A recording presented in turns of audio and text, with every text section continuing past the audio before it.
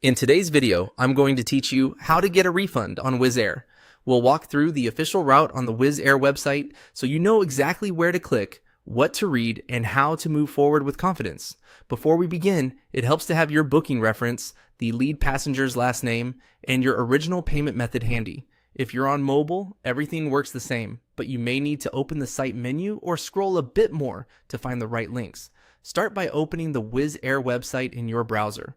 On the homepage, scroll down to the bottom of the page until you see the Help Center link in the footer. Click Help Center. This is the central hub for support topics and the fastest way to reach the pages that govern refunds. If you don't see it right away, keep scrolling. Footer links can load beneath promotional sections. Inside the Help Center, select Delay, Cancellation, and Refund.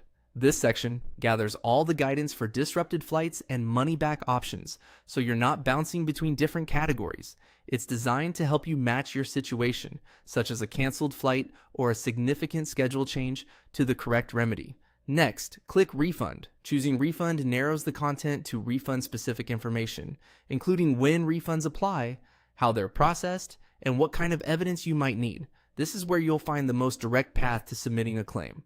From there, open refund policy and eligibility. Consider this page your rulebook. It explains who qualifies, any deadlines to apply, what parts of your booking can be refunded, and how the funds are returned, whether that's back to your original payment method or as airline credit. Take your time here. Policies can vary by fare type, add-ons, and local regulations, and there may be expandable sections that detail taxes, optional services like seats or bags, and special cases. Once you understand the policy, follow the steps outlined on that page. Typically, you'll choose the scenario that matches your case, enter your booking details, attach any requested documents like confirmation emails or proof of disruption, and submit your request. Double-check names, dates, and flight numbers to avoid delays. After submitting, you should see an on-screen confirmation and usually receive an email acknowledgement. Save it for your records. Processing times can vary based on your payment provider and the nature of the claim.